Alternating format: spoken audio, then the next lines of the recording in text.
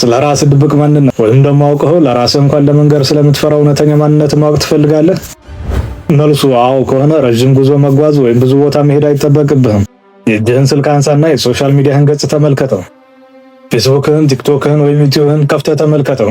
እዚያ ገጽ ላይ የሚመጡልህ ቪዲዮዎችና ምስሎች፣ የምትከተላቸው ሰዎች፣ ላይክ የምታደርጋቸው ልጥፎች እነሱ ተራ መዝናኛዎች አይደሉም። እነሱ ማለት አንተ ነህ። እነዛ ሰዎችና ያጋሯቸው ሀሳቦች ማለት የአንተ ውስጣዊ ማንነት እውነተኛ ነጸብራቆች ናቸው።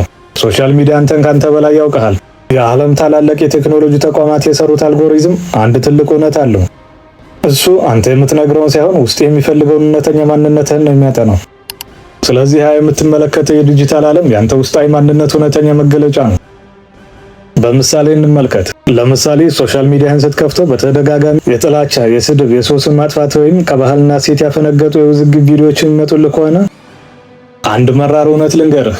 አንተም ፈርተህ ወይም አቅሙና እድሉን አጥተህ ነው እንጂ አጋጣሚውን ብታገኝ ከነሱ የባስክ በብዙ አቅጣጫ ልምድ የቀሰምክ ዋነኛው ጭፍን የጥላቻ ሰውና ስርዓት አልባ ባለጌ ነህ።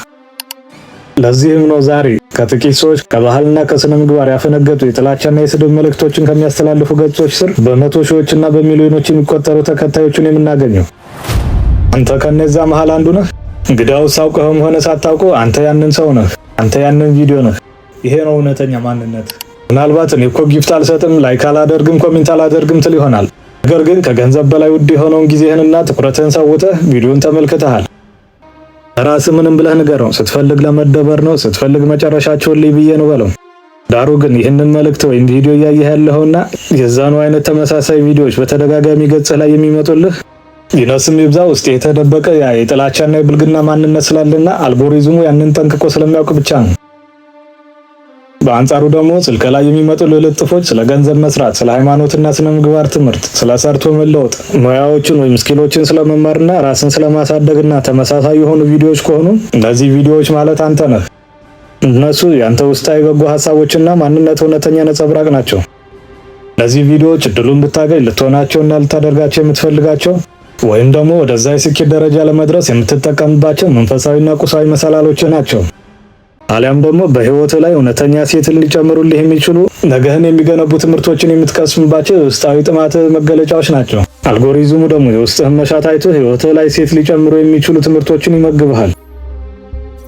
ወዳጄ፣ ማህበራዊ ሚዲያውን ሰዎች ተበላሹ፣ ቴክኖሎጂ አጠፋን እያልክ አታማር። ቴክኖሎጂ ያቀረበልህ ውስጥህ የሚፈልገውን ብቻ ነው። በዛ ላይ ማህበራዊ ሚዲያው እንደዚህ ለመሆኑ ያንተ ማስተዋጽኦ እንዳለበት አትዘንጋ። ለዚህ ማረጋገጫ ከፈለክ ደግሞ የትም ሳትሄድ ማንንም ሳትጠይቅ የራስህ እጅ ስልክ እውነታውን ይነግርሃል። አልጎሪዝም አይዋሽም። የከፈትከውና አንተ ጊዜ የሰጠኸውን ነው የሚሰጥህ። ሶሻል ሚዲያ አንተ ለዓለም የደበቅከውን የውስጥህን እውነተኛ ማንነትህን የሚያሳይህ መስታወትህ ነው። ስለዚህ ከአሁን በኋላ ስልካችሁን በጥንቃቄ ገምግሙ። ስልካችሁ ምን እያሳያችሁ ነው? የፌስቡክ፣ የቲክቶክ እና የዩቲዩብ ገጻችሁ ላይ የሚመጡ ቪዲዮዎች ምን አይነት ናቸው? የአንተ እውነተኛ ማንነት የትኛው ነው? በጥላቻው መንደር ነው ወይስ በቀና ጎዳና? ዛሬው ቪዲዮአችን ይህንን ይመስል ነበር። ሐሳብ አስተያየታችሁን ኮሜንት ላይ አስቀምጡልኝ። ቪዲዮ ከተመቻችሁ ላይክ እና ሰብስክራይብ ማድረግ አትርሱ። በቀጣይ ቪዲዮ እስከምንገናኝ ሰላም።